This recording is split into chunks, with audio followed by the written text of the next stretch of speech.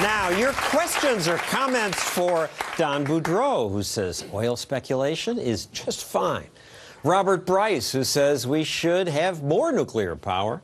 And Matt Briette, who says natural gas is great even if you frack to get it. So who's first? Yes, you, sir. Robert, you gave a very well-researched defense of nuclear energy, but then at the end you said that we needed the federal government to be responsible for waste. Sure. Isn't the federal government the biggest polluter in the country? Isn't it the one that set off 2,000 nuclear bombs over the last 50 years, putting countless amounts of radiation into the atmosphere? Why should we trust them over private industry? Is that a speech or a question? Both. Look, if we're going to have nuclear, we have to have governmental involvement both here in the United States and international cooperation, because nuclear is both too important and it has risks associated with it. We can't just say, here, free market, handle this. But aren't governments bigger polluters than private industry? Yes, I think there's data, the military bases and so forth. But look, even we libertarians who feel government messes everything up, most of us argue that when it comes to pollution, there's no market incentive to behave well. You need a government to say you can't just dump your radioactive waste in the stream. John, if I but he said that they need to have deep intervention. As governments mature and democracies mature, then we have less pollution. It's in totalitarian governments, in communist, socialist governments, where the governments act totally irresponsibly. So we need strong governmental involvement, but we need strong democracies to keep government accountable. I think, government's role, of course, is to protect life, liberty, and property. And when it comes to nuclear, what we need to do is get the government out of the subsidy business, whether it's nuclear, wind, or solar, and allow for a free market to really compete to provide us the best energy source. Yeah. That's what we need. We do, but we're not holding our breath here.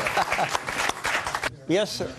I mean, we're in favor of speculation, granted, but we have a hard time accounting for the fact that after the crash of '08, we had $50-something a barrel oil, and today we have in the neighborhood of $100 a barrel oil. Does that really mean that we only have like half the supply, or has demand really doubled? I mean, it seems badly out of whack.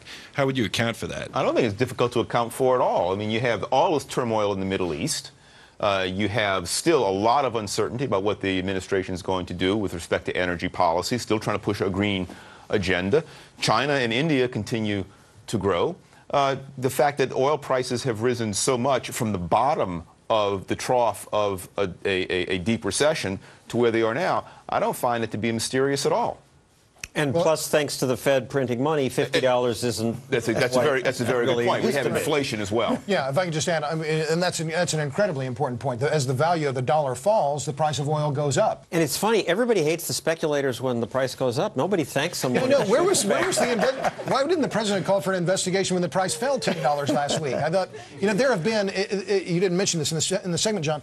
Over the last 2 or 3 decades, there have been 30 investigations, 30 different investigations of price manipulation in the oil markets. They've not found one case that they have proven any price manipulation in the gasoline or crude oil markets. Yes. Yes. Don Boudreau, do you think that drilling in the U.S. and in the tar sands in Alberta, do you think that would help ease the pressure on speculators when it comes to prices? Well, it would ease the pressure. It would lower the price of oil.